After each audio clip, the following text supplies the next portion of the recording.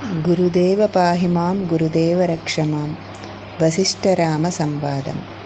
శ్రీ శివభగవానుడు: ఓ బ్రహ్మవిత్ శ్రేష్ఠ, ఆ అఖిలాండ కోటి బ్రహ్మాండ నాయకుని అర్చించటం ఎట్లాగో చెబుతాను విను. ఆ ఆత్మదేవుని పుష్ప ధూప దీప కుంకుమ నైవేద్యాదులతో పూజించటం ప్రారంభమున నైర్మల్యము కొరకు మాత్రమే అవుతుంది. అంత మాత్రం చేత నేను సంపూర్ణమగు పూజ నిర్వర్తించాను అని అనుకొని ఊరుకోకూడదు. అవి ఉన్నా లేకున్నా కూడా ఈ ఎదురుగా కనబడే వారంతా స్వాత్మస్వరూపులే అను భావనను అభివృద్ధి పొందింపచేయటమే వాస్తవమైన పూజ. అట్టి ఆత్మబోధ శాంతిమయము, నిరంతర సుసాధ్యము, సులభము కూడా. నాకు తారసపడే ఈ ప్రతి ఒక్క జీవుని వాస్తవ స్వరూపం నిత్యము, అఖండము, అప్రమేయము అగు పరమాత్మయే అను నిరంతర ధ్యానమే పరధ్యాస, పరమధ్యాస అని పిలువబడుతోంది. అదియే పరాపూజ కూడా. అట్టి పరాత్పర తత్వము అభ్యసించకుండా చేసే ఈ భౌతిక పుష్పముల పూజ అల్ప ప్రయోజనకారే సుమా. పూజ చేస్తున్నప్పుడు నాచే పూజించబడే ఆ పూజా లక్ష్యము ఏమై ఉన్నది అని గ్రహించి ఉండాలి కదా. ఆకారమును పూజిస్తున్నప్పటికీ పూజా లక్ష్యము ఆకార పరిమితమైనది కాదు అని గుర్తుంచుకోవాలి. అది ఏమరిస్తే ఉద్దేశము ఏమర్చినట్లే అవుతుంది కదా. మరి అజ్ఞానశిల ద్రవించేది ఎన్నటికి? పూజాలక్ష్యమగు ఆ పరమాత్మ మన అంతరమున చిన్మాత్ర స్వరూపంగా ఉన్నారు. వానిని ధ్యానము అనే పుష్పముతో పూజించాలి. ఆయన తత్వమును అంతటా కాంచటమే ధ్యాన విధానం. ధ్యాసయే ధ్యానము. ధ్యానము లేకపోతే స్వాత్మదేవుని పొందజాలము. ధ్యాన బలం చేత స్వాత్మ తప్పక ఎవరికైనా సరే అనుభూతము అవుతుంది. స్వాత్మ భగవానుడు ధ్యానించే వారిని ప్రసన్నుడై సమీపిస్తున్నాడు.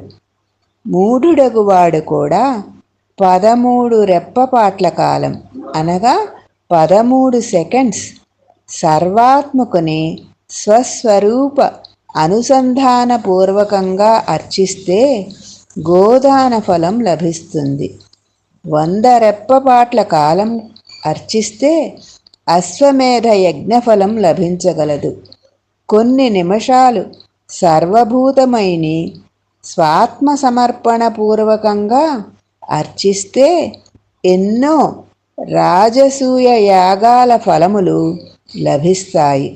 ఒక రోజంతా అర్చిస్తే పరమ కైవల్యము లభించగలదు. నాయనా, ఈ భౌతిక పరిమిత పూజ కన్నా ఆ ఆత్మదేవుని ధ్యానార్చనం ఎంత సమున్నతమైనదో చెప్పటానికి మాత్రమే ఇది చెప్పాను. ఆ పరమదేవుని ధ్యానమే పరమయోగం. అదియే సులభము, సర్వోత్తమమగు క్రియ.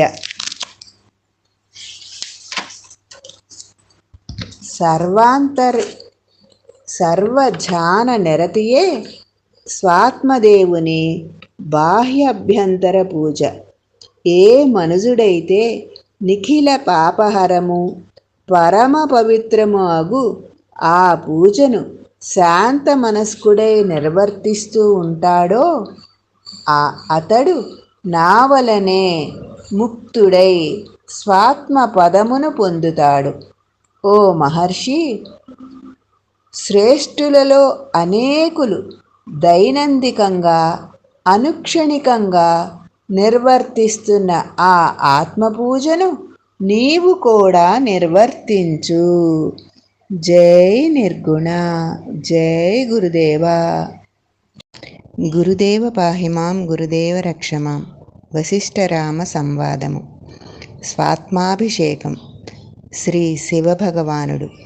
ఇప్పుడు అంతరపూజ గురించి మరికొన్ని విశేషాలు చెబుతాను, శ్రద్ధగా విను. అంతరపూజ అనేది ధ్యానాత్మకమైనది.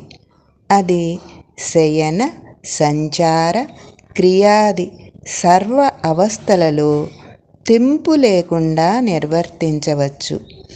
ఈ పూజలో సర్వస్థితుడు, సర్వస్వరూపుడు, రూపనామరహితుడు అగు పరమశివ శబ్దము యొక్క అర్థాన్ని ధ్యానించాలి. పురాణకల్పితమైన పరమశివ రూపం సాధన కొరకై గ్రహించవచ్చు. అయితే ధ్యాసను రూప పరిమితం చేసి ఊరుకోకూడదు సుమా. ఆత్మస్థితినిగా ఆ సాధ్య వస్తువును గ్రహించు. ఇక నీ సాధన అనునిత్యం చేయి. అతడే అన్ని వేళలా అన్ని వైపులా నిర్వికల్ప శాంతరూపమున వెలయుచున్నాడు అని గ్రహించు. నీ స్వస్వరూపుడే అగు ఆ ఆత్మస్వామిని యథాప్రాప్తములగు స్వరూప జ్ఞానములతో అనుక్షణం పూజించు. నీ స్వభావమును విశుద్ధాత్మబోధ అను జలంతో స్నానం చేయించి బోధోపచారములతో బోధలింగమును పూజించి ధన్యుడవు కమ్ము. వశిష్ఠ మహర్షి. అంతటికీ ఆత్మయగు ఆతనిని ఎట్లా పూజించటం, ఎట్లా అభిషేకించటం? బోధ ఉపచారములు అంటే ఏమిటి? శివభగవానుడు. బోధోపచారములు అంటే ఏమిటో, వాటితో స్వాత్మ భగవానుని ఎట్లా పూజించాలో చెబుతాను, శ్రద్ధగా విను. ప్రచండ కిరణ స్వరూపుడగు సూర్యుడు అతడే. చల్లని కిరణములు ప్రసరింపచేయు చంద్రుడు కూడా అతడే. ఆ ఆత్మదేవుడు ఈ సర్వ పదార్థములందు సంవిత్ స్వరూపుడై వెలయుచున్నాడు. శరీర ద్వారములందు ముఖములందు ప్రాణస్వరూపుడై ప్రవహించుచున్నాడు. విషయములను తన ఆనంద స్వభావముతో కలిపి వాటిని మధురం చేసి ఆస్వాదిస్తున్నాడు. నీవు శబ్ద స్పర్శాది విషయములను పొందుతున్న సమయంలో ఆత్మ మాధుర్యమును జోడించి భావిస్తూ వాటి యందు పాల్గొనుము. ఆయన ప్రాణ అపానములు అను చక్రాలు గల రథమును అధిరోహించి గూఢుడై నాయందు నీయందు నీకు తారసపడుచున్న సర్వ జీవరాశులయందును హృదయాంతరమున విశ్రమిస్తున్నట్లు గుర్తించి ఆరాధించు. జ్ఞానములన్నీ గ్రహించే మహాజ్ఞాని, కర్మలన్నిటి యొక్క మహాకర్త, భోగములన్నిటినీ భోగించు మహాభోక్త, స్మృతులన్నిటినీ స్మరించు మహాస్మర్త, భావాభావములన్నీ ధరించు మహాభావకుడు, ఎట్టి చింతలు లేనప్పుడు పరిశేషించు మహానిర్వికల్ప స్వరూపుడు, సర్వమును తన ఉనికిచే పవిత్రం చేస్తున్న మహామంగళ స్వరూపుడు ఆయనయేనని ఆరాధించు. నీవు చేస్తున్న సర్వక్రియలకు కారణభూతుడు అతడే అని భావన చింతన చేయి. అతడు మరి ఎక్కడో లేడయ్యా, నీ శరీరమందు అంతటా పరిపూర్ణముగా ఉన్న బోధస్వరూపుడు ఆతడే. ఆయన నీ మనస్సు యొక్క మననశక్తి యందు వెలయుచున్నాడు. ప్రాణాపానములందు సదా ఉదయిస్తున్నాడు. నీ హృదయంలోనూ కంఠంలోనూ నాసాపుటములందు తేజోరాశి అయి ఒప్పారుచున్నాడు. నీ మనస్సు అనే పక్షిని అటూ ఇటూ ఎగరవేస్తున్నాడు. నువ్వు గింజలన్నిటిలో నూనె ఉన్నట్లు ఆయన సర్వ శరీరములందు తెలుసుకోవటం అను రూపముతో ప్రత్యక్షమై ఉంటున్నాడు. ఆయనను ఎక్కడో ఎన్నడో చూడాలని భ్రమించనక్కరలేదు. అనుభూతి స్వరూపమున నలువైపులా ప్రత్యక్షమయ్యే ఉన్నాడు. ఆహా, ఆయన ఆయా దేహములలో స్వస్వరూపాన్ని మరచి జీవభావమును ధరించటము ఏమిటి? భోగ మోక్షముల కొరకై ఆరాటపడటము ఏమిటి?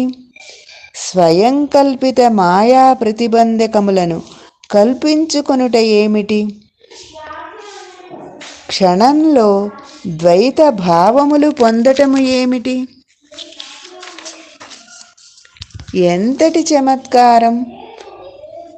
మేము ఈ మాయకు ఆవలదాగిన ఆయన అప్రమేయ చిదానంద స్వరూపం సర్వదా గాంచుచున్నాము. నీవు కూడా అయ్యది దర్శనాభ్యాసంచే సర్వత్రా దర్శించటం నిర్వర్తించెదవుగాక. జై నిర్గుణ. జై గురుదేవా. గురుదేవ పాహిమాం గురుదేవ రక్షమాం. వశిష్ఠరామ సంవాదము. వశిష్ఠ మహర్షి: తండ్రి, ఆయనను సర్వదా సర్వత్రా సదా ధ్యానించటం ఎట్లాగో చెప్పండి. శ్రీ శివభగవానుడు: ఈ కాళ్ళు, చేతులు మొదలైన అవయవములతోనూ జుట్టు, గోళ్లతోనూ ఉన్న ఈ దేహమునందున్న నేనే ఆ పరమశివుడను అని భావించుకోవటమే చిదానంద రూపం. శివోహం శివోహం ఆ ధ్యానము యొక్క పరాకాష్ట. నా మనస్సు అనేది నా స్వస్వరూప గృహానికి ద్వారపాలకుడు. నా ఆంతరంగిక వార్తా విశ్లేషణుడు, ప్రతిహారి ఆలోచనయే. విసిద్ధమగు బుద్ధి నా భుజశక్తి. కర్మేంద్రియ జ్ఞానేంద్రియములు నా గృహద్వారములు. ఇక నేను అనంతుడనగు స్వాత్మను, శివానంద స్వరూపుడను. శివోహం శివోహం ఇట్లు ఆత్మదేవ భావమును చింతన చేస్తూరాగా అప్పుడు నీ హృదయం ఆత్మదేవత్వంతో పూర్ణము అగుచున్నది. అట్టి అంతరపూజ చే నీ అందలి దీనత్వమంతా పారత్రోలి వేయగలుగుతావు. అప్పుడిక నీకు ఉదయాస్తమానములు కాని, జనన మరణములు కాని, సంతోష విరాగములు కాని ఉండవు. హృదయం సర్వ సమభావముతో నిండిపోతుంది. నాయనా వశిష్ఠ, ఆకృతి ఆచరణలతో నిత్యము నిస్సంకోచంగా జీవన్ముక్తత్వము వహించటం అభ్యాసం చేయి. అంతేకాని నేను దుర్బలుడను, పాపిని, స్వల్పుడను, దేనిపైననో ఆధారపడి ఉన్నవాడను మొదలైన వాటికి అంతరంగంలో స్థానాలు కేటాయించవద్దు. ఆత్మదృష్ట్యా నీవు ఎట్టివాడవో, ఎంతటివాడవో గ్రహించి ఉంటూనే కార్యములను ఉచితానుచితమును అనుసరించి నిర్వర్తిస్తూ ఉండు. ఆత్మదృష్ట్యా సహజీవులు ఎట్టివారో అది కూడా మరువవద్దు. అంతా శివమయమే అను అనుభూతిని, ఆస్వాదనను, స్వావలంబమును ఏమాత్రం విడువనే వద్దు. సమదర్శియగు మహామతి సంపూర్ణంగా సౌమ్యభావం పొంది సుందరమగు మనస్సుతో శరీరం ఉన్నంత వరకు సమరసపూర్వకమైన ఏకత్మ భావనయందే వెలయిచున్నాడు. అదియే ఆతని అంతర్దేవ పూజ. నీవు చేయు అట్టి పూజకు అధిదేవత నీవే, నీ ఆత్మస్వరూపమే. నీ సర్వస్వముతో సమత్వము పొందిన బుద్ధితో అనాయాసంగా లభించే క్రియ, కర్మ, వస్తుజాలంతో చిన్మయ దేవుడకు స్వస్వరూపమును ఉపాసించు, ఆరాధించు. ఈ జగత్తంతా నీ అందే దర్శించు. నిన్నే ఈ జగత్తునంతా సందర్శిస్తూ ఆస్వాదించు. ఆ ఆత్మదేవుని పూజించటానికి గంధము, పుష్పము మొదలైన బాహ్య వస్తువులను సమకూర్చుకోవలసిన అగత్యం కూడా లేదని నీవు ఇప్పటికే గ్రహించి ఉంటావు. కాకతాళీయంగా లభిస్తున్న ఆయా సర్వ వస్తువులతోనూ నీకు అభిన్నమైన ఆ దేవదేవుని పూజించవచ్చు. తమకిష్టమైన విధానములతో, వస్తువులతో, క్రియలతో సర్వ సమభావి అయి ఆ ఆత్మదేవుని పూజించవచ్చు. ఆ ఆత్మభగవానుని జనులు తమ తమ ఐశ్వర్యాదులను అనుసరించు భక్ష్య భోజ్యములను సమర్పిస్తూ కూడా పూజించెదరుగాక. సర్వ అవస్థలయందు తత్క్రియలచే ఆ శుభస్వరూపుని ఆరాధించవచ్చు. నాయనా, అన్నపానాది సర్వవిధ భోగములను ఆ ఆత్మదేవునికి సమర్పిస్తూ ఆయన యొక్క తత్వమును సంపూర్ణంగా గ్రహించి ఆయనను అవిచ్ఛిన్నంగా పూజించండి. ఆత్మజ్ఞానార్థమై వేటినైనా త్యజిస్తుంటే ఆ త్యాగము ద్వారా ఆత్మపూజ చేయి. ఎప్పుడైనా అధివ్యాధులు అనుభవించవలసి వచ్చాయనుకో, తద్వారా జనించే దుఃఖ పారవస్యములను ఆ ఆత్మదేవునికే సమర్పించు. వాటి రాకపోకలకు కృంగిపోక వాటి యందు పూజాభావాన్ని జతచేర్చాలి. ఈ జగత్తులో తారసపడుచున్న సర్వ ప్రయత్నాలను ఆ ఆత్మభగవానికే అర్చించాలు. ఇందు ఇక ఏ దోషమూ నీకు ఉండదు. జీవుడు తాను దరిద్రుడైనప్పుడు ఆ దారిద్ర్యమును ఆయనకు సమర్పించాలి.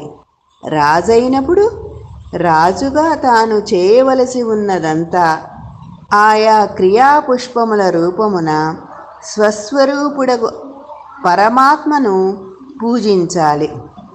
ఆ ఆత్మదేవుని సాన్నిధ్యం చేతనే సత్పురుషులు పూజార్హులగుచున్నారు.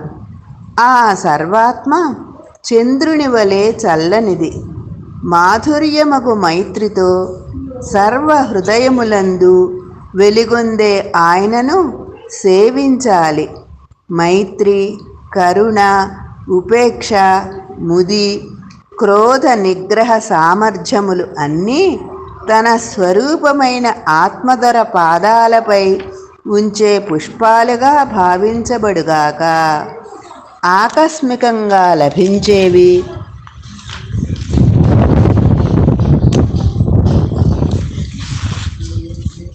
ప్రయత్నం చేసిన తరువాత ప్రాప్తించేవి, అనుభవించేవి అన్నీ కూడా ఆయనకు వినయముతో సమర్పించబడుగాక.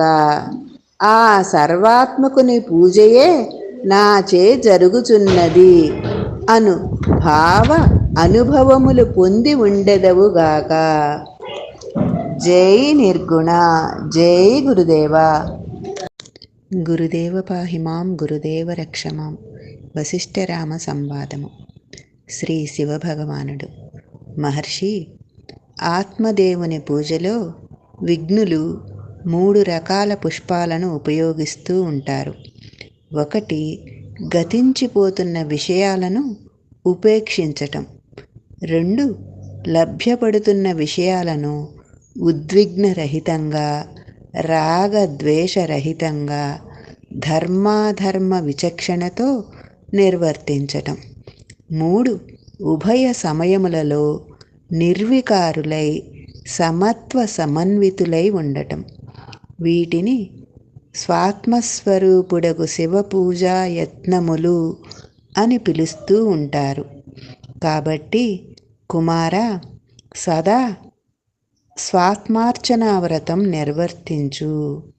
సర్వం చిదాకాశమే అను దృష్టి వలన స్వతసిద్ధంగా సర్వశుభాలు వనగూడగలవు. చిదాకాశము మాయ అను 2 వేరు వేరు విషయములు కలిసి ఉన్నాయి అను దృష్టి వలననే ఇక్కడ శుభాశుభములు సంభవిస్తున్నాయి. స్వాత్మార్చనా వ్రతుడు సర్వము ఆత్మయే అని దృఢంగా గ్రహించి ఉండటం చేత వైషమ్యములు తొలగుతాయి. సర్వసమత్వం స్వభావసిద్ధము అవుతుంది. ఆపాత రమణీయాలు, ఆపాత దుస్సాహాలు అగు విషయములన్నిటియందు సమత్వ బుద్ధి కలిగి ఉండేవాడు స్వతసిద్ధంగా ఆత్మార్చనావ్రతుడు అయినట్లే. నిత్యాత్మవ్రతం. అందుచేత మహర్షి, అదియే నేను, ఇది నేను కాదు మొదలైన భేద విభాగ సంబంధాలకు కల్పనలను కూడా పరిత్యజించు. సర్వం చిదాకాశమే అను అభేద దృష్టి అవలంబించటమే నిత్యాత్మవ్రతం. స్వాత్మయే నానావిధ రూపములుగాను నానా విధములగు వికారములుగాను ఈ నా దేహంగాను ప్రకటితము అగుచున్నది. సర్వే సర్వత్రా స్వాత్మ ఉపలభ్యము అగుచున్నది అను అభ్యాసమును నిత్యాత్మవ్రతము అని పిలుస్తున్నారు. మిథ్యాత్మ బుద్ధిని పరిత్యజించి వీటినన్నిటినీ స్వాత్మ మాత్రంగా గ్రహించటమే ఆత్మదేవుని కొరకు చేసే సర్వకైంకర్యము. సముద్రము నదీ సమూహములను వాంఛించక త్యజించక తాను కారణముగాక ప్రవాహపతిత మాత్రంగా స్వీకరిస్తుంది కదా. ఆత్మార్చకుడు కృంగక పొంగక ఉంటాడు. ఉద్వేగ ఉత్సాహ నిరుత్సాహాలు పొందక నిర్లిప్తంగా ఆత్మార్పణ బుద్ధితో కాంచుచూ ఉంటాడు. ప్రతిక్రియ ఉదాసీనతలు కూడా ఆత్మదేవుని పాదాలకు సమర్పించే పూజా పుష్పాలుగా దర్శిస్తున్నాడు. శుభాశుభములను నిర్వికార బుద్ధితో గ్రహించటం అనేది ప్రత్యేకంగా ఉద్దేశించకపోయినప్పటికీ ఆత్మార్చనయే అవుతుంది. ఆత్మార్చన విధానం అత్యంత సులభ సాధ్యం. సమతారసమే ఈ బోధ యొక్క సారం. సమతారసము అత్యంత మధురము. అట్టి సమతారస సమన్వితమైన బుద్ధిచే పొందబడే ఇంద్రియ విషయాలు కూడా క్షణంలో అత్యంత సుమధురము అవుతాయి. అట్టి బుద్ధి క్రమంగా నిర్వికారం పొంది ఆకాశంలాగా ప్రశాంతత పొందగలదు. మనస్సు స్వస్వరూపమున విలీనము అవుతుంది. అదే అనాయాసమగు దేవార్చన. ఆ ఆత్మార్చన చేయువాడు అంతరమున పరిపూర్ణుడై ఉంటాడు. అజ్ఞాన పరిభ్రమణం క్షీణిస్తుంది. అహంకార మేఘం తొలగి స్వస్వరూపం పరిఢవిల్లుతుంది. ఓ వశిష్ఠ, చిత్తమునకు చిదాభాసునకు కూడా మూల కారణమగు సర్వమంగళమయ స్వాత్మనే గాంచుచుండు. నీ స్వరూపమునకు మనోవృత్తి రూపమగు స్వల్పత్వమును ఆపాదించవలసిన అవసరం నీకు కానీ మరెవరికి కానీ లేదు. అట్టి ఆరోపణ ఆత్మోపాసనా రాహిత్యం వలననే జరుగుతోంది. తుచ్చ మనోవృత్తులు నీ పట్ల ఉపశమించుగాక. పుట్టువాడను, సంబంధితుడను మొదలైన భేద భావములన్నీ నీ పట్ల అస్తమించి ఇక నీవు స్వప్రకాశ రూపుడవై వెలుగొందెదవుగాక. స్వయంగా నీవే అయి ఉన్న తత్వం ఆ ఆత్మదేవునికి ఈ దేశ కాల క్రియాదులు అన్నీ అప్రయత్నంగా అనాసక్తిపూర్వకంగా సమర్పించివేయి. అప్రయత్నంగా లభించే సర్వ సంఘటనలను అర్చించు. వాంఛారహితమగు బుద్ధితో ఆత్మారాముడవై వెలుగొందు. జై నిర్గుణ. జై గురుదేవ. గురుదేవ పాహిమాం గురుదేవ రక్షమాం. వశిష్ఠరామ సంవాదము.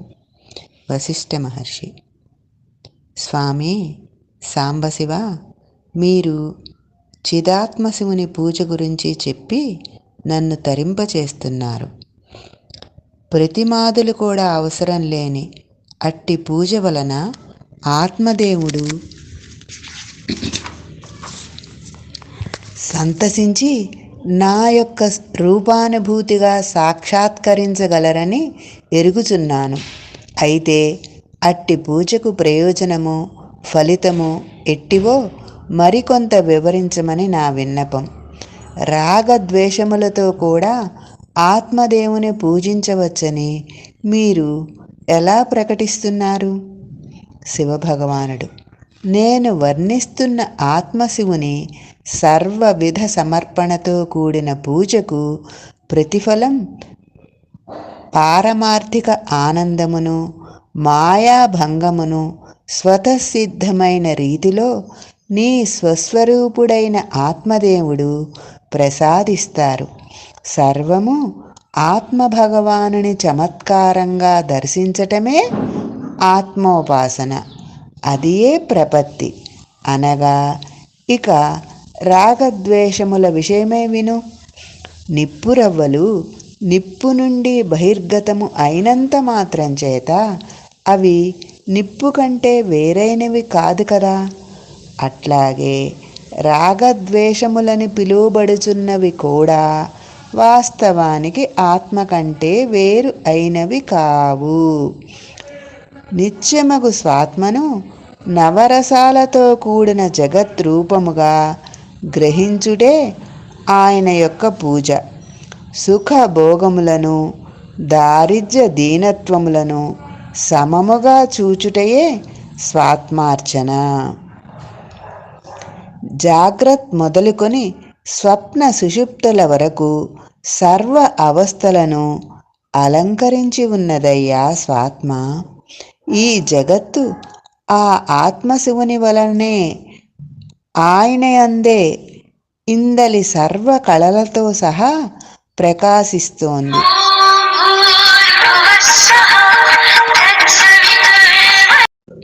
గురుదేవ పాహిమాం గురుదేవ రక్షమాం. వశిష్ఠరామ సంవాదము. శ్రీ శివభగవానుడు: నిత్యమకు ఆత్మను నవరసాలతో కూడిన జగద్రూపముగా గ్రహించుటే ఆ స్వాత్మదేవుని యొక్క పూజ.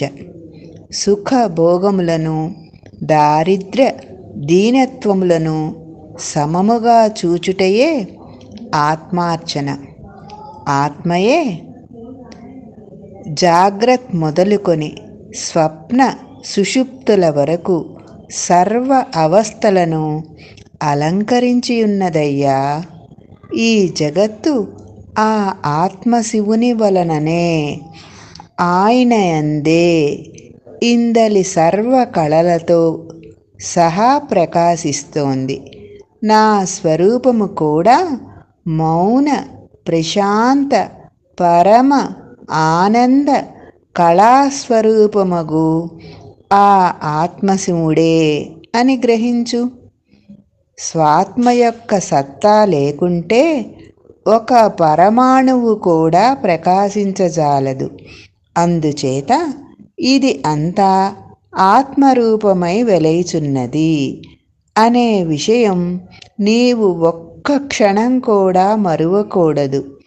అట్టి పరమసత్యము మాత్రమే ఈ జీవుని సర్వ అజ్ఞానముల నుండి, అన్ని వేదనల నుండి రక్షించగలదు. వశిష్ఠ మహర్షి: స్వామి, ఎంత ఆశ్చర్యం, ఎంత విచిత్రం! ఆత్మశివుడు స్వస్వరూపమును ఏమరుచుచున్నాడే? స్వయం కల్పితమగు స్వమాయచే అసంపూర్ణత్వమును గాంచుచున్నాడే? మంగళమయమగు ఆత్మయందు పూజాది విభ్రమలు అన్నీ ఎక్కడి నుండి వచ్చాయో కదా. శ్రీ శివభగవానుడు: ఆ ఈశ్వరతత్వము ఈ పరిచ్ఛిన్న రూపనామములతో పూజకాది భారముతో కుదించుకుపోవటము అనేది కుదరనే కుదరదు. ఏ చిద్రూపము నుండి ఈ జగత్తులు అన్నీ క్షణంలో పుట్టి పెరిగి లయమవుతున్నాయో, అట్టి భగవంతుని ఒకానొక ఆకృతిగా గాని రూపనామములుగా గాని పరిమితం చేయటం అనుచితమే అవుతుంది. ఇక రూపనామములను శ్రద్ధ కొరకై గుర్తుగా స్వీకరించటం ఉచితమే, కానీ అది మాత్రమే దైవం అని భావించటం అనంతునకు అల్పత్వం ఆపాదిస్తున్నట్లే అవుతుంది కదా. తత్వజ్ఞులకు మహనీయులంతా ఈ విషయం ఎరిగియే తమ తమ ఇష్టదైవానికి సంబంధించిన సాధనలు కొనసాగిస్తున్నారు. ఆత్మదేవ పూజా విధానం ఉచిత మార్గంలో ఉపయోగించునుగాక. ఓ వశిష్ఠ, నీవు ఇప్పుడే ఇక్కడే సర్వ పరిచ్ఛిన్న దృష్టులను పరిత్యజించు. నీతో సహా కనబడే ఈ సర్వమును ఏకాత్మకుడవై స్పష్టీకరించుకో. తత్వభావాన్ని అనగా ఈ కనబడే నీవు అనబడునది సర్వాత్మకుని కిరణపుంజమే అనుభావం అవలంబించి సముడవై, శాంతుడవై, విషయ ఆసక్త శూన్యుడవై, నిరామయుడవై ఉండుము. ఆత్మతత్వమును విశదపరచుట అను యథాప్రాప్తమైన ధర్మమును అకర్తృత్వ బుద్ధితో నిర్వర్తించు. శుభాశుభములు అన్నీ ఉపాహారంగా సమర్పించి ఆత్మేశ్వరుని అర్చించు. మహర్షి, ఎప్పుడైతే నీవు ఈ దేహమును దేహిని వేరుపరచి మర్మగర్భమగు సత్యమును దర్శించటం ప్రారంభిస్తావో, అప్పుడు నీవు సాధు పురుషులగు వారి గుణములను పొందినట్లే. అప్పటి నుండి తత్వమును వేరుగా సంపాదించటం అనేది ఉండదు. అతి త్వరలో తనంతట తానే మాయా కళంకం సంపూర్ణంగా తొలగగలదు. ఈ ఒక స్ఫటికంలో దృశ్యము ప్రతిబింబించినప్పటికీ అయ్యది దానికి అంటుతుందా? ఈ జన్మ జర మరణ పునఃజన్మాదులు నీకు అంటవు కనుక లేలెమ్ము. ఆత్మదేవుని పట్ల బహిర్పూజ అంతర్పూజ ప్రారంభించు. జై నిర్గుణ. జై గురుదేవ. గురుదేవ పాహిమాం గురుదేవ రక్షమాం. వశిష్ఠరామ సంవాదము. జగత్తుకు మూలం భావనయే.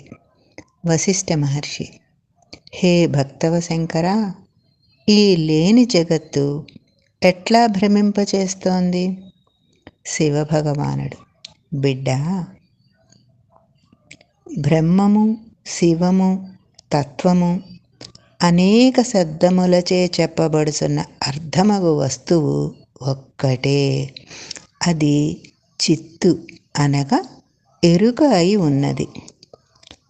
అట్టి శుద్ధ చిత్ గురించి ఏమని చెప్పాలి? ఎట్లా చెప్పాలి? సూక్ష్మభూతమగు ఆకాశం కూడా ఆ ఏకైక చిద్వస్తువు ముందు కొండంత ఘనీభూతము అని గ్రహించు. సర్వదా సమరసభావమున నెలకొని ఉన్నది. తెలుసుకొనుచున్నవాడు అను రూపమున వెలైచున్న ఆ చిత్తు ఒకానొకప్పుడు తెలియబడుచున్నదిగా స్వయముగా అగుచున్నది. అహంకల్పన నుండి క్రమముగా దేశకాల కల్పనలు ఉదయిస్తున్నాయి. ఆ జీవశక్తి నేను అను నిశ్చయం చేసుకొని అజ్ఞాన మార్గమున నిలబడుచున్నది. స్వామి, ఈ అజ్ఞాన మార్గము నుండి త్వరగా స్వాత్మ వస్తువు తనంతట తాను తనయందు దృశ్యభావమును పొందుచున్నది అని ఈ జగత్తును నిర్వచించవచ్చునా?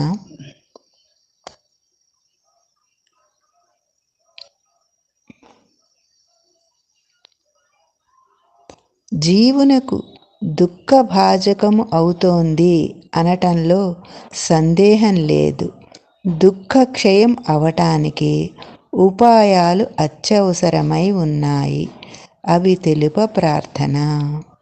శివభగవానుడు: అందుచేతనే కదా మన ఈ సంవాదం. లోకగురువై నీవు తత్వశాస్త్ర ప్రబోధము నిర్వర్తించవలసి ఉన్నదయ్యా. కావలను, పొందవలను, చేరవలను అని అనేకసార్లు ఉండే అధ్యాసలచే జీవుడు వర్తమాన స్వస్థితి నుండి చ్యుతి పొందుచున్నాడు. అంతరంగ వాసనలే సర్వ దుఃఖములకు మూలం. ఎండమావులు అని ఎరుగబడిన తరువాత ఆ ఎండమావులలోని జలం ఇక భ్రమింపచేయదు కదా. అట్లాగే ఈ జగత్తు స్వకల్పనా మాత్రంగా స్వవాసనానుసారంగా ప్రతిఫలించే అనుభూతి అనుభవ చమత్కారంగా సుస్పష్టమైతే ఇక అప్పుడు ఈ జగత్తు ఎవ్వరిని దుఃఖింపచేయగలదు చెప్పు? స్వప్నములో చూచిన పదార్థములు నిదుర లేవగానే కనబడటం లేదు అని ఒక బాలుడు మారాన్ చేస్తూ ఉంటే ఆ బాలుడికి ఏం చెబుతాము? నాయనా, అవన్నీ కల్పిత మాత్రములు, ఊహాజనితములు, అవి నిజము కాదు అనునదే వాస్తవమైన సమాధానం కదా. ఈ జగద్విషయములు స్వాత్మయందు అట్టివే. ఈ పదార్థానుభవములలో స్వప్నత్వమే ఉన్నది కానీ సత్యము లేదు అను ఎరుకయే వీటిని జయించటం సుమా. పరబ్రహ్మము ఒక్కటే పరిదృష్టమై అనుభూతమవుతోంది. కేవలీ భావమును ఆశ్రయించి ఉండటం కైవల్యం. అట్టి కైవల్యమొక్కటే సర్వ దుఃఖములు శమించగల చోటు. కుమారా, ఈ జగత్తు సత్యమవని అసత్యమవని కల్పనను తొలగిస్తే మరుక్షణం ఇక్కడ ఏమీ మిగలదు. జగత్తు తొలగితే ఇక దుఃఖమునకు కారణము ఏమి ఉంటుంది? ఇది ఆత్మవస్తువును ఆక్రమించగలిగినది కాదు, అతిక్రమించజాలదు.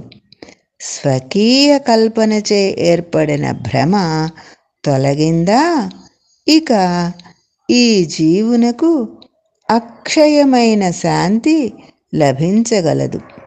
అందుచేత తత్వవేత్తలు వివేకవంతునికి మాత్రమే ఉపదేశం చేయగలుగుతారు.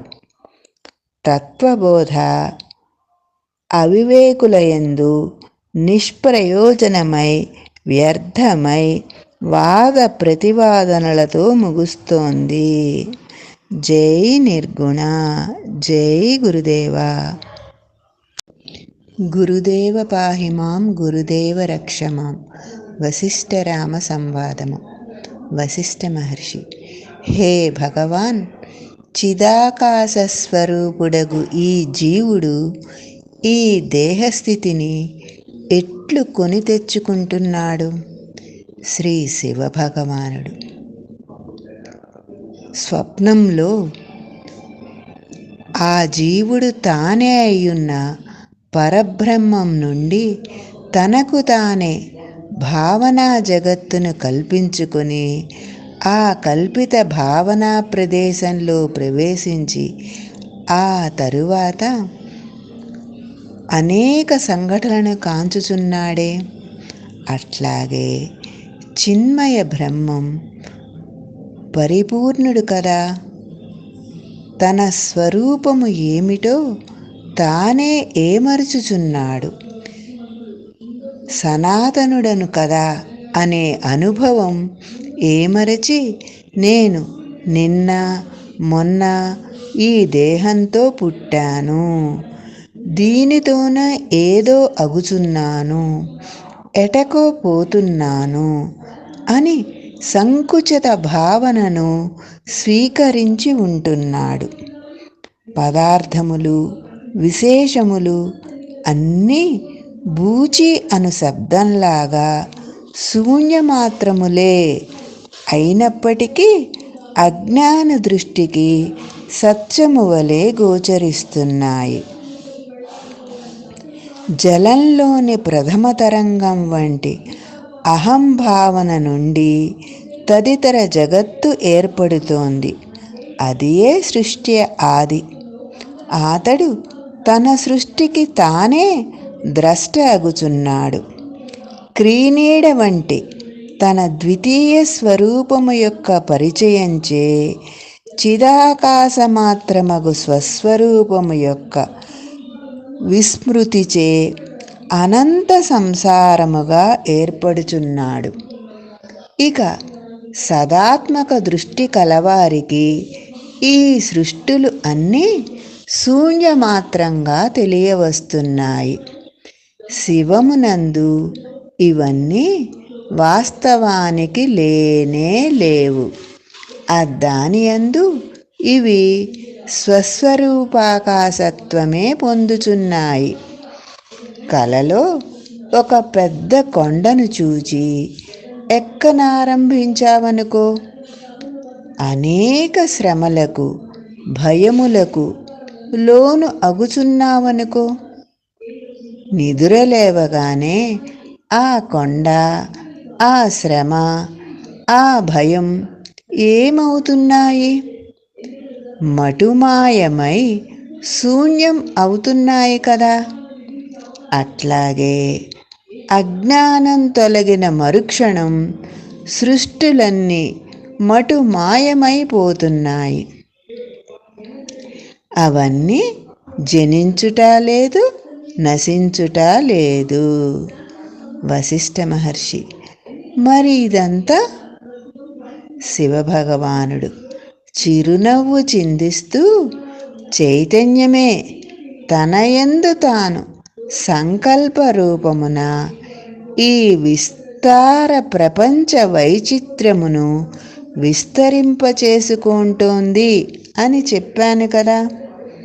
ఇందులో ఏది సత్యం, ఏది కాదు?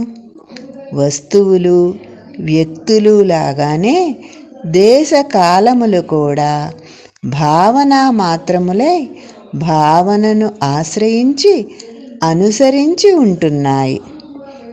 ఈ జగత్తు యొక్క అంతర్గతమైన కారణం సంకల్పమే. గతించిన, గతిస్తున్న, గతించబోవుచున్న సృష్టులు అన్నీ సంకల్పమాత్రములేనయ్యా. ఏది ఏమైనా పరమార్థ సాక్షాత్కారము వలన ఈ సంసార వైచిత్రములు అన్నీ తప్పక నశించగలవు. ఇందు ఏమీ సందేహం లేదు. దృష్టియే సృష్టి. దృష్టి పరమాత్మమయం అయితే సృష్టి పరమాత్మమయమే అవుతుంది. దృష్టి పదార్థమయమైతే సృష్టి కూడా పదార్థమయంగానే తోచుచున్నది. ఇంతకు మించి ఇక్కడ మరి ఏ విశేషం లేదు. వశిష్ఠ మహర్షి: మహాదేవా, జీవుడు తిరిగి శాంతమయమగు చిదాకాశమునందు ప్రతిష్ఠ పొందటానికి దగ్గర త్రోవ ఏది? దయతో వివరించ ప్రార్థన. శ్రీ శివభగవానుడు: భేద దృష్టులు ఉపశమించటమే ఉపాయం. అభ్యాసమే అందుకు మార్గము. శ్రద్ధగా లక్ష్యశుద్ధితో సర్వసమత్వం అభ్యసిస్తూ వస్తే అది తప్పక ప్రతి జీవునకు సులభ సాధ్యమవుతుంది.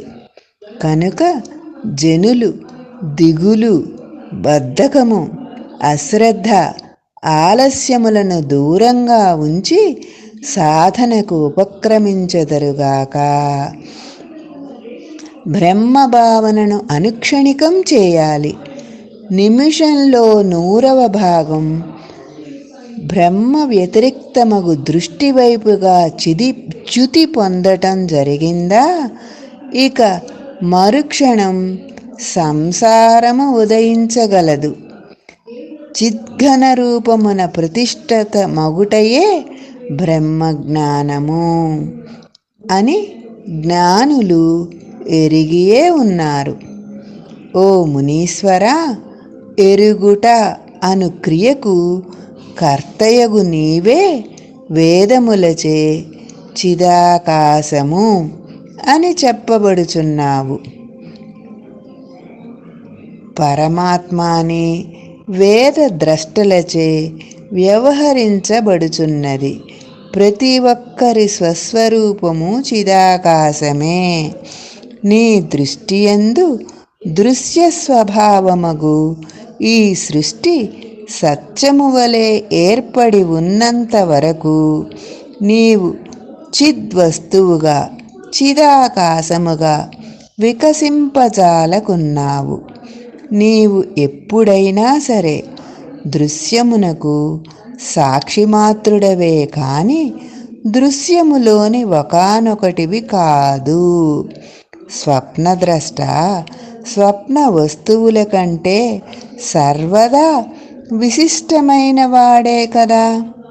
అంతేకాని స్వప్నాంతర్గత పరిమితుడు కాదు కదా.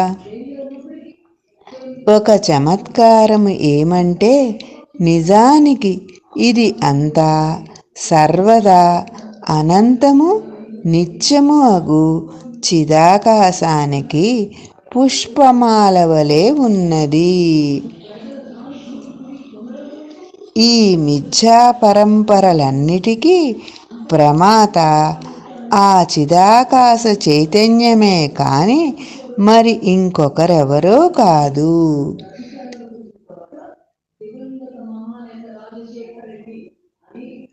ఓ రామచంద్ర, వింటున్నావు కదా? సర్వశుభంకరుడగు ఆ నీలకంఠుడు అట్లా తన ప్రసంగాన్ని ముగించి జలతరంగంలాగా పార్వతీ జగన్మాత సమేతుడై అంతర్ధానమైనారు. ప్రశాంతంగా అక్కడే ఆసీనుడనై ఆయన చేసిన ఉపదేశములను చింతించసాగాను. అప్పటి నుండి పవిత్ర బుద్ధియందు ఆత్మదేవుని బాహ్య అంతర పూజ నిర్వర్తించసాగాను. దానివలన పరమశాంతిని పొందిన వాడినయ్యాను. సర్వతత్వ విదూరుడగు ఆ పరమాత్మను నామరూప సహితంగా కూడా నా మనోతృప్తి కొరకు పూజిస్తూ ఆరాధిస్తున్నాను. ఆయన నామరూప పరిమితుడు కాదు అని గ్రహించియే ఉంటున్నాను. జై నిర్గుణ. జై గురుదేవ. గురుదేవ పాహిమాం గురుదేవ రక్షమాం. వశిష్ఠరామ సంవాదము. అవిద్య నుండి విద్యకు. వశిష్ఠ మహర్షి: హే పరమశివ, ఎంతో కృతజ్ఞులం. మీరు కురిపిస్తున్న కరుణారస వీక్షణ, భక్తుల సులభత్వం వర్ణించి చెప్పగల భాషా సామర్థ్యం నా వద్ద లేదు. స్వామి, మీ వంటి సద్గురువుల దర్శనం లభించటం ఎన్నో జన్మలలో మేం చేసుకున్న పుణ్యఫలమే అవుతుంది. సర్వాతీతమైన దానికి శివుడు అని కానీ పరమాత్మ అని కానీ శబ్దములతో చెప్పుకోవటము ఎందుకు? సత్తా, శూన్యం, విజ్ఞానం మొదలైన పిలుపులకు అర్హము ఎట్లా అవుతోంది? శివభగవానుడు: నాయనా, స్వయం జ్యోతియగు సద్వస్తువు ఒక్కటే ఉన్నది. అది నామరూపరహితము అయినప్పటికీ దాని బోధ కొరకు, సాధన కొరకు అనేక నామరూపములు ఉపయోగించబడుచున్నాయి.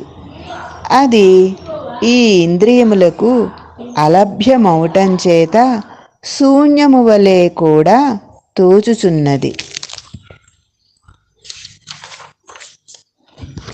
వశిష్ఠ మహర్షి: మనోబుద్ధులతో చేసే ఏ క్రియలైనా దాని పట్ల నిష్ప్రయోజనమే అవుతాయి కదా. ఇక దానిని ఆయా కార్యక్రమముల సహాయంతో భౌతికమైన విధులతో చేరగలము అను నిశ్చయము ఏమి ఉన్నది? శివభగవానుడు: సాత్వికము బ్రహ్మాకారము అగు బుద్ధి వృత్తి యొక్క బలం చేత అవిద్య యొక్క ఆవరణం తొలగించబడుతోంది. అవిద్యావరణం తొలగిందా, చిదాకాశము తనంతట తానే ప్రకాశించుచున్నది. అట్టి స్వయం ప్రకాశానుభవమును బోధకులు స్వాత్మ సాక్షాత్కారం అని పిలుస్తున్నారు. అట్టి తన స్వరూప అనుభవ స్థిరత్వమును అనుభవించటానికి ఈ ఇంద్రియార్థములతో అవసరమే లేదు. ఎందుకంటే అది ఇంద్రియములకు విషయమే కాదు కదా.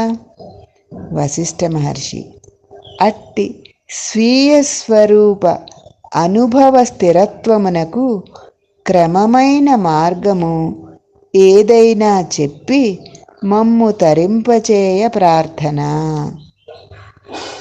శ్రీ శివభగవానుడు: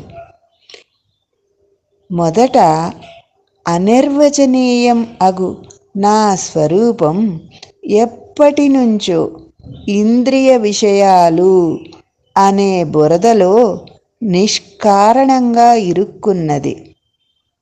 ఇప్పుడు నేను నా స్వరూపాన్ని సముద్ధరించుకోవటం ఆవశ్యకం అని జీవుడు గ్రహించాలి.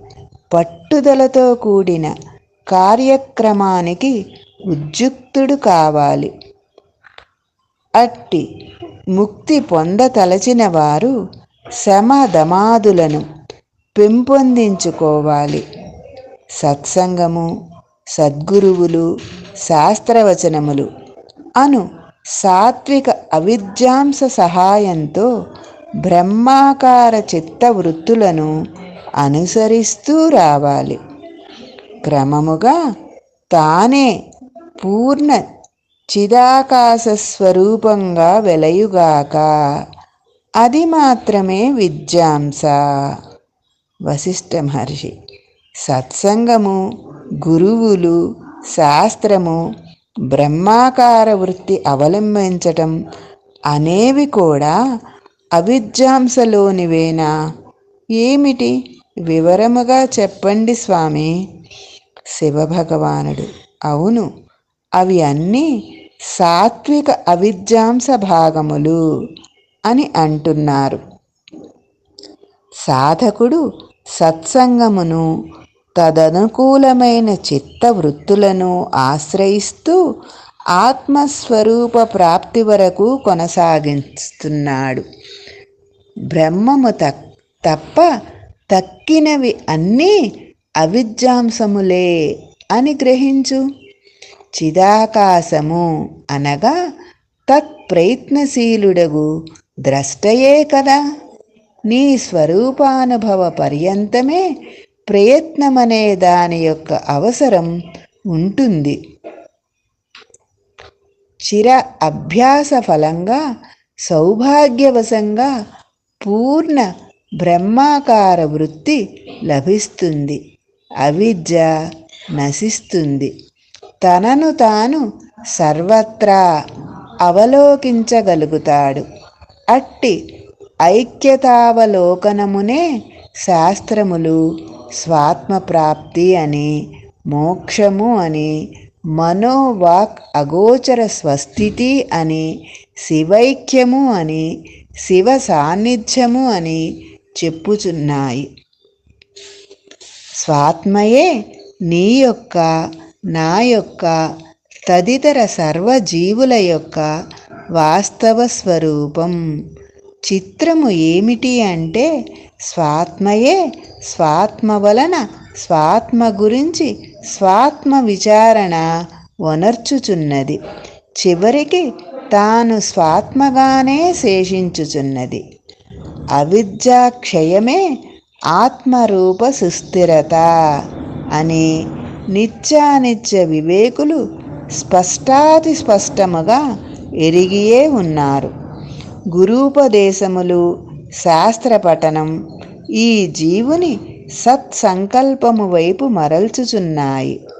సత్సంకల్పములు మోహరాహిత్యమునకు, నిశ్చలత్వానికి, ఆపై క్రమముగా ఆత్మానుభవానికి దారి తీస్తున్నాయి. గురూపదేశాల ద్వారా ఆత్మజ్ఞానం పొందుదునుగాక అని సంకల్పించునది ఇంద్రియ సమిష్టి ద్వారానే కదా. పరబ్రహ్మము ఈ ఇంద్రియములన్నిటికీ కూడా అతీతమై ఆ ప్రయత్నించువాడే అయి ఉన్నాడని ఏమరువకుండబడుగాక. సహకారిక కారణాలు మాత్రమే. ఆత్మపద ప్రాప్తికి అసలైన కారణం స్వాత్మవస్తువే. సర్వకారణ కారణం స్వాత్మయే. కనుక సాధక భక్తజనులకు నేను గుర్తు చేస్తున్నది ఏమిటంటే, వారి సాధనల యొక్క అంతిమ సాధ్యము వారి స్వాత్మయే అయి ఉన్నది.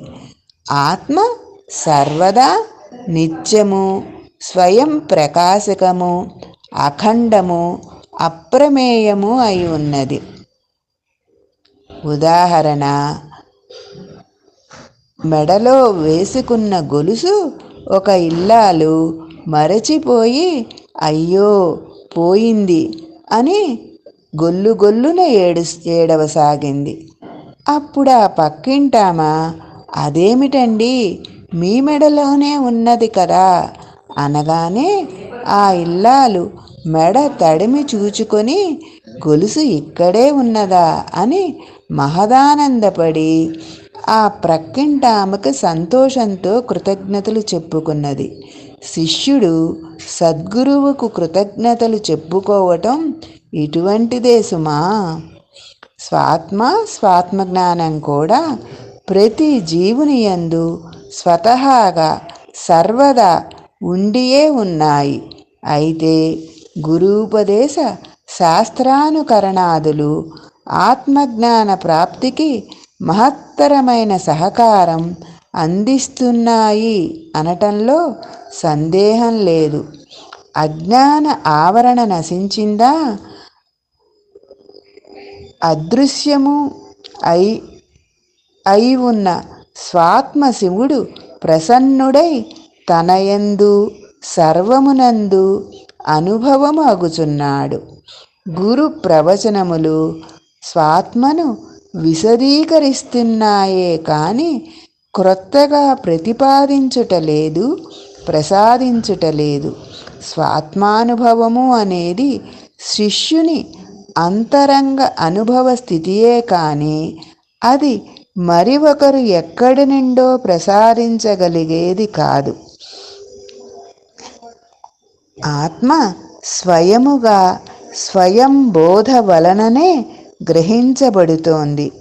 గురూపదేశ శాస్త్రార్థ విచారణలు లేకపోతే ఆత్మబోధ సులభముగా లభించటం లేదు. వాటి సంయోగము వలననే స్వాత్మబోధ జీవులకు సుసాధ్యమగుచున్నది. అది దృష్టిలో పెట్టుకొనే సృష్టికర్తయగు బ్రహ్మ భగవానుడు నిన్ను నియమించి ఉన్నారు. గురు శాస్త్రార్థ నిరంతర సంయోగం అను వెలుగులో ఆత్మానుభూతి సంతరించుకోవలసింది సాధకుడే సుమా. జై నిర్గుణ. జై గురుదేవ.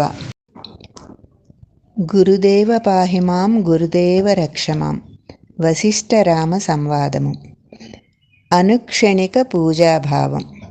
వశిష్ఠ మహర్షి: ఓ రామచంద్ర, ఆ విధంగా సర్వేశ్వరుడు, సర్వజ్ఞుడు, దయాకరుడు అగు సాంబశివుడు జగత్ రహస్యమును, బాహ్యపూజ, అంతర్పూజల గురించి నాకు విశదపరిచారు. తదనుసారం ఈ జగత్తును దర్శించటం అభ్యసిస్తూ ఉన్నాను. ఆత్మయందు ప్రతిబింబిస్తున్న ఈ జగత్తునందు సత్యము ఏమి ఉన్నది? ఆత్మస్వరూపుడగు ఈ ద్రష్ట కూడా కల్పితములైన వానిని నిజమే అను రీతిగా ప్రవర్తిస్తున్నాడు. తత్ఫలితమే ఈ జీవుడు, ఈ జగత్తు మొదలైనవి. అంతర్బహిర్ ఆత్మదేవతార్చనయందు నిరతుడనైన నేను యథాప్రాప్తములగు క్రియలు, ఆచారములు అను పుష్పములతో అవిచ్ఛిన్నంగా నాయందు సర్వులయందు ఏకస్థుడై ఉన్న ఆ స్వాత్మ భగవానునికి అవిచ్ఛిన్నంగా అనుక్షణికంగా పూజ సల్పుచున్నాను. సుఖముగా నిద్రించుటకు ఉపక్రమిస్తున్నాను అను అనుభవ పుష్పం కూడా స్వాత్మ శివునికి అర్పించి నిద్రకు ఉపక్రమించటం చేత గాఢ నిద్రయందు కూడా నా శివపూజ కొనసాగుచున్నట్లే అగుచున్నది. నేను శివబోధామృతానుసారం చేసే నిరంతర పూజ సర్వ శరీరధారులు సర్వదా చేస్తూనే ఉన్నారు. కానీ వాటి యొక్క ఉత్తమ లాభం పొందకున్నారు. అజ్ఞానము చేత కర్మఫల సంఘభావనను అతిక్రమించలేకపోతున్నారు. ఇక జ్ఞాననిష్ఠులగు యోగులో సావధాన చిత్తులై తాము నిర్వర్తించే సర్వ కార్యములందు పూజాబుద్ధిని కలిగి ఉంటున్నారు. కనుక రామా, నీవు సర్వ అనుభవములతో శివపూజా బుద్ధి సంపన్నుడవై నీ మనస్సును నిస్సంగము చేసివేయి. అట్టి మనస్సుతో ఈ సంసార అరణ్యంలో నిశ్చింత స్వభావుడవై విహరించు. అప్పుడు నీవు ఇక దుఃఖమును పొందే ప్రసక్తే ఉండదు.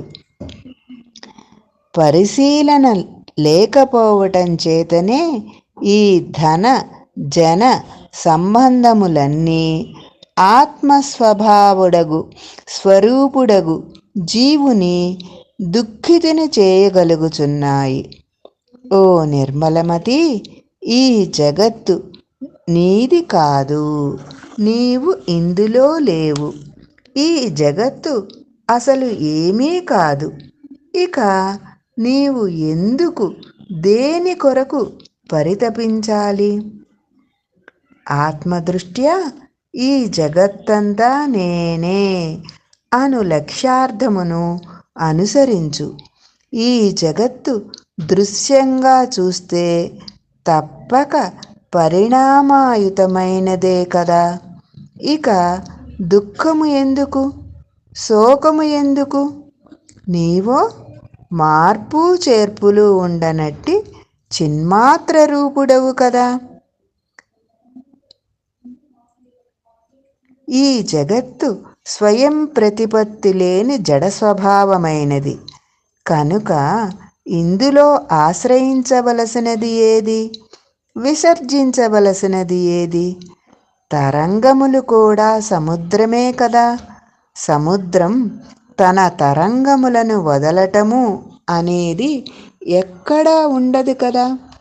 ఈ జగత్తు ఆత్మస్పందనమందలి భావనా తరంగములే. ఇక ఇక్కడ హర్ష శోకములకు ఆస్కారము ఎక్కడది?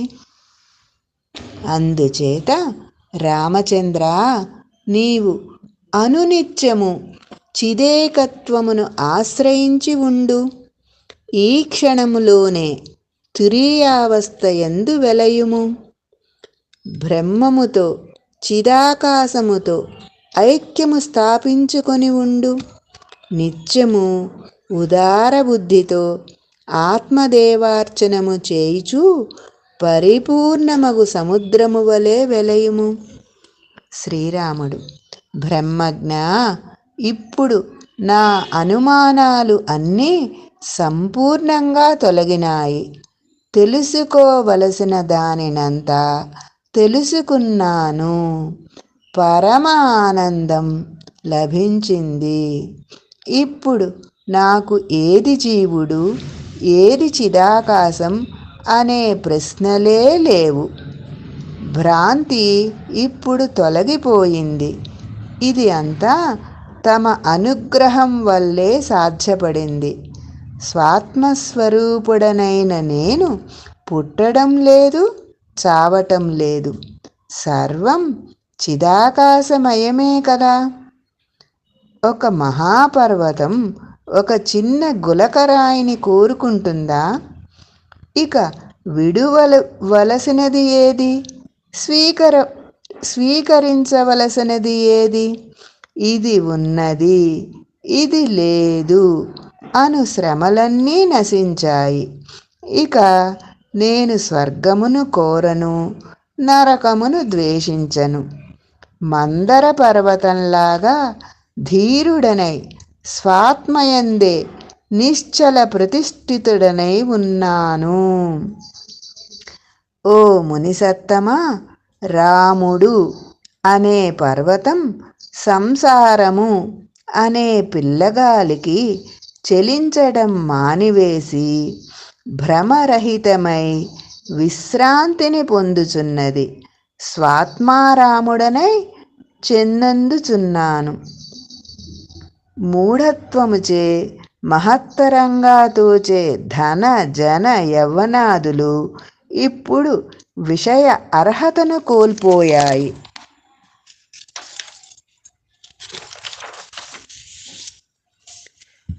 సర్వ సంపదలకు పరాకాష్ట, సర్వ ఆపదలకు పరిసమాప్తి స్వస్వరూప చిదాకాశ ధ్యానమేనని గ్రహించాను. హే పరమేశ్వర, సంసార సాగరము అని చెప్పబడుచున్న దానిని నేను జయించబడిన రాజ్యము వంటిదిగా కాంచగలుగుచున్నాను. భూమానందమును పొంది పరిపూర్ణుడను అయ్యాను. పూర్ణత్వమును ఎవ్వరూ ఛేదించలేరు. నిరతిశయమైన ఆనందం పొందుతూ నా మనస్సు సర్వోత్తమమైన పదమున వెలయుచున్నది. జై నిర్గుణ. జై గురుదేవా.